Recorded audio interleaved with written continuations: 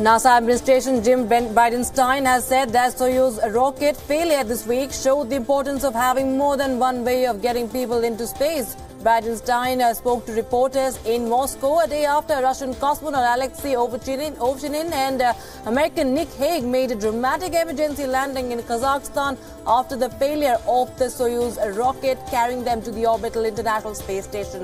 NASA has relied on Russian rockets to ferry astronauts to the space station since the United States retired its space shuttle program in 2011. Canada Prime Minister Justin Trudeau has said that the assassination of Saudi journalist Jamal Khashoggi is of concern and that Canada joins with its allies around the world in expressing serious issues.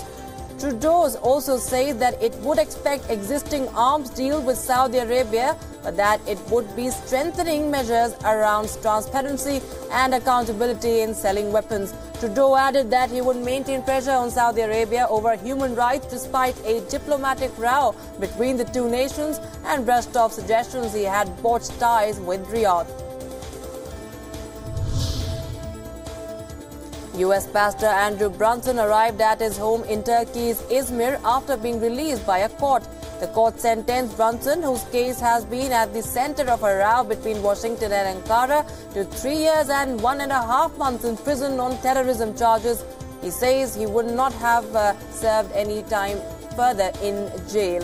The pastor's attorney says he will soon leave for his home in the United States. The pastor, who has lived in Turkey for more than 20 years, was put in prison 2 years ago and has been under house arrest since July. Russian ambassador to the United Kingdom says that he has denied the spies from his country's military intelligence agency had tried to kill former double agent Sergei Skripal and hack various organizations across the world. Ambassador Alexander Yakovenko says that relations were at a low because the British government was trying to carry out a campaign aimed at discrediting Russia.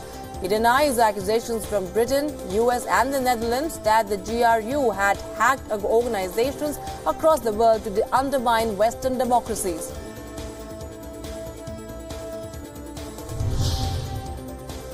A German high-speed train with 510 passengers was engulfed by fire, prompting evacuation of all the passengers. Fortunately, there were no casualties or injuries. The train caught fire en route between Cologne and Munich, and at least 2 cars were affected. All train passengers were able to leave their cars unharmed. The high-speed connection between Frankfurt and Cologne would remain closed at least over the weekend because of the affected train is still being investigated. Trains will be rerouted along the Rhine River, adding 80 minutes to the journey. Pope Francis has accepted the resignation of Cardinal Donald Wuerl as Archbishop of Washington, D.C., making him one of the most senior Catholic figures to step down in a worldwide sexual abuse crisis. But in a growing letter of support, Francis makes it clear that he accepts Cardinal's resignations reluctantly at his insistence and that he believes that he is not guilty of any wrongdoing. In a highly unusual move, Francis asked the Cardinal to stay on as the administrator until another Archbishop could be appointed. Luxembourg may revert to political tradition on Sunday if an election confirms opinion polls showing a resurgence for its long-dominant centre-right party at the expense of the Liberal-led coalition.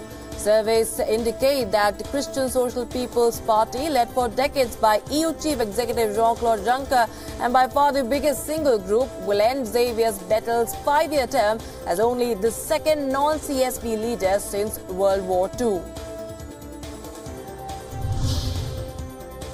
Hundreds of Bulgarians queued silently at a church in Rus to pay their last respects to Victoria Marinova, a television journalist whose brutal rape and murder shocked the country and triggered debates over freedom of the press. More than 500 grieving citizens carrying red and white carnations and funeral wreaths flocked to the funeral service at the cathedral and offered their condolences to journalist kin. The body of the 30-year-old scribe was found in a park on 6th of October.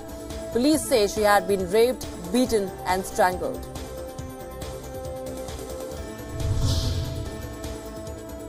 From a sculpture of model Kate Moss to an elaborate elephant liqueur set, an array of items made with gold will go under the hammer next week in Auction House, Sotheby's first ever sale dedicated to the precious metal. From antiquities to contemporary pieces, the Midas Touch sale on October 17 in London features jewellery, art, furniture and even a Ferrari car. Among the highlights is an 18-carat gold sculpture of Kate Moss's head made by British artist Mark Quinn. A French judge has stepped up an investigation into far-right leader Pen's role in the alleged misuse of European Union funds by a party. Le Pen, who so far has been questioned on allegations of breach of trust, is now under formal investigation over accusations of embezzling public funds. Pen and her National Rally Party, formerly known as the National Front, deny any wrongdoing. EU lawmakers have allocated funds to cover the expenses, including their assistance, but are not meant to use them for party expenses. A new report on poverty in France by the Observatory of Inequalities say that over 5 million people live on less than 855 euros per month, as researchers say that President Macron's anti-poverty plan does not address its root causes. French President Emmanuel Macron unveiled in September an €8 billion anti-poverty plan focused on getting people into work and helping the young. 6 Palestinians were killed by Israeli forces on Friday during protests along Gaza's border. The Israeli military says its forces shot and killed people who allegedly crossed the fence and approached an army post. Palestinian protesters are demanding an end to an Israeli and Egyptian blockade on the narrow coastal strip, which is home to 2 million Gazans. They also seek the right to return to lands that Palestinians fled or were driven from during Israel's founding in 1948. Around 200 Palestinians have been killed by Israel since border protests began on the 30th of March.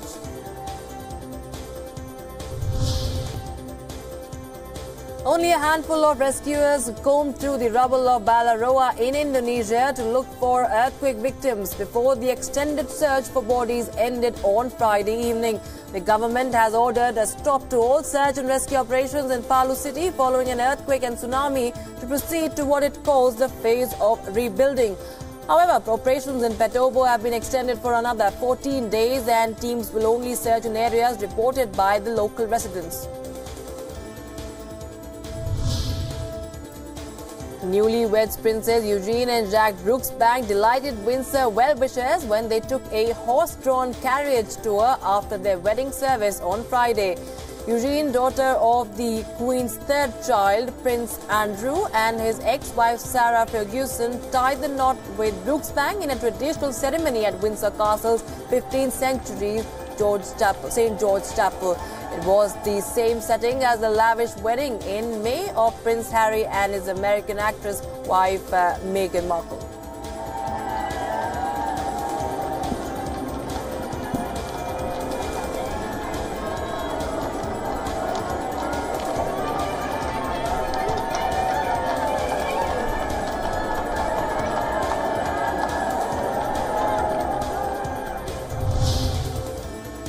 Amnesty International has said that US-led airstrikes destroyed much of Syria's Raqqa while crushing Islamic State last year. But the coalition has done little to help it recover.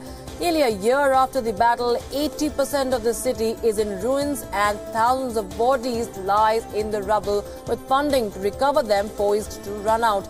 Raqqa was the Syrian capital of terror group Islamic State's self-proclaimed caliphate and was retaken last year. So far, about 2,500 bodies have been dug out from the rubble. India has been elected to the United Nations top human rights body for a period of 3 years after getting 188 votes in the Asia-Pacific category, the highest number of votes among all candidates. The 193-member UN General Assembly held elections for new members to the UN Human Rights Council. The 18 new members were elected by absolute majority through a secret ballot. Countries needed a minimum of 97 votes to get elected to the council.